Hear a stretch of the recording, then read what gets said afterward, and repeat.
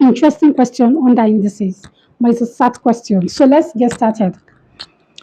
Now, from the given question, x to the power of 5r, this line here is a division. Then we have x to the power of 3r minus 2s equal x to the power of t. We know from the laws of indices that if you have x to the power of a divided by x to the power of b, this can be written as what? X to the power of a minus b, right? So we're going to apply this rule here to solve this problem. So this x now, the bases are the same. We pick one of them, then we subtract the powers, which is what?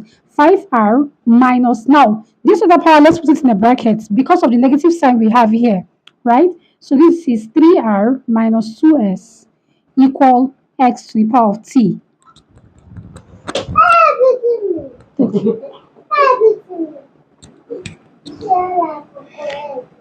Keep quiet, let me finish this video.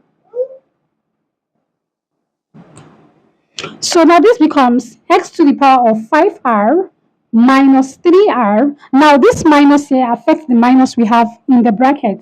Minus times minus here gives us a plus. So this becomes plus 2s. So that's the reason I asked that we introduce a bracket here, okay? So this is equal to x to the power of t.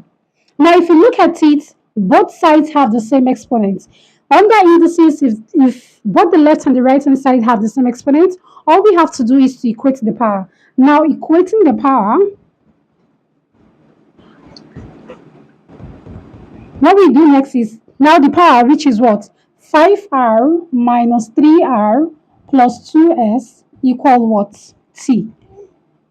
Right? So now 5r minus 3r gives us 2r plus 2s equal t.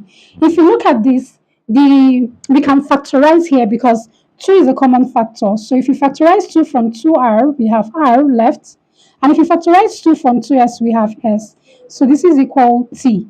But if you look at the condition given in the question, it states that what? R plus s equals 6. So we're going to substitute the value of r plus s to be equal to 6. So this becomes 2. This is a multiplication, right? This is a bracket.